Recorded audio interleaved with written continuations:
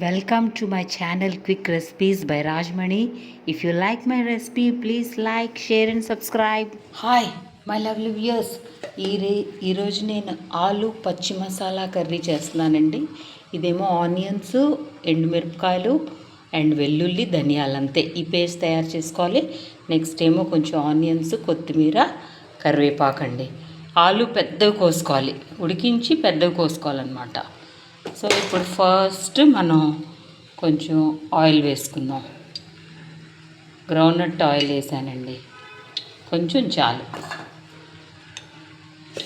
వేసుకున్నాక కొంచెం కరివేపాకు వేసుకుందాం, ఆనియన్స్ వేసుకుందాం. దీన్ని ఆలు పచ్చి మసాలా అంటారండి.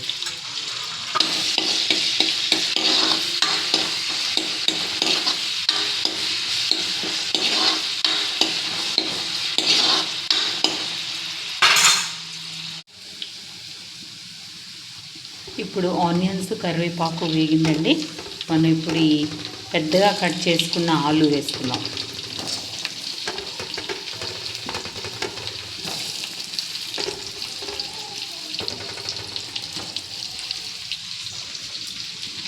కొంచెం సాల్ట్ వేసుకుందామండి.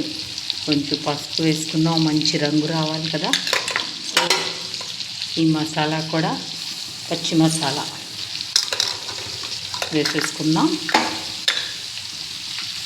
కొంచెం కాశ్మీరీ రెడ్ చిల్లీ వేసానండి. కలర్ బాగుంటే వీ ఫీల్ లైక్ ఈటింగ్, అంతే కదా.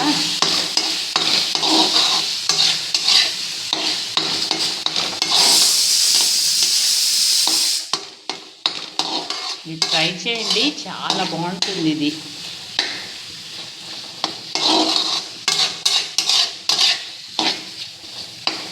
కొంచెం బాగా వేగాలండి. బంగాళదుంపకి మసాలా అంతా పట్టుకొని ఆయిల్ బయటకు వస్తుంది కదండి లైట్గా, అప్పటి వరకు మనం వేపుతూనే ఉండాలి.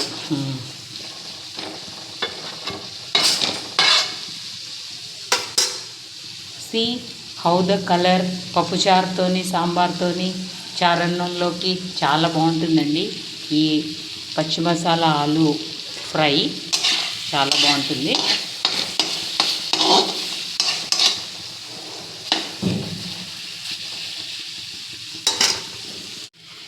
మా లవ్లీ వ్యూయర్స్, ఆలు పచ్చి మసాలా కర్రీ రెడీ అయిపోయిందండి. కొంచెం కొత్తిమీర వేసుకుందాం, అంతే. ఈ ఆయిల్ అంతా బయటకు వచ్చింది చూసారా. How tempting the colour is. Taste కూడా చాలా బాగుంటుందండి. దోశలో కూడా తినొచ్చండి. దోశ, చపాతీ. డిష్ అవుట్ చేసుకుందాం. ఆలు పచ్చి మసాలా కర్రీ రెడీ అయిపోయింది. మరి మీరు ట్రై చేస్తారు కదా. ఆనియన్స్ అండ్ ధనియాలు, వెల్లుల్లి, కొంచెం రెడ్ చిల్లీ అండి. కాశ్మీరీ చిల్లీ పౌడర్ కూడా కొంచెం వేయాలి. అది పేస్ట్ చేసుకోవాలన్నమాట. అది చాలా ముఖ్యం.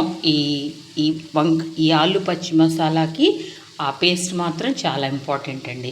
అది మెత్తగా చేసుకోకూడదు, కొంచెం రఫ్గా ఉండాలి onions. See how tempting the colour is. Okay my lovely viewers, my channel name is Quick Recipes by Rajamani. మీరు ట్రై చేయండి అండ్ సబ్స్క్రైబ్ చేయండి. మీ ఫ్రెండ్స్కి, రిలేటివ్స్కి చెప్పండి. My love to all of you, my lovely viewers. Bye.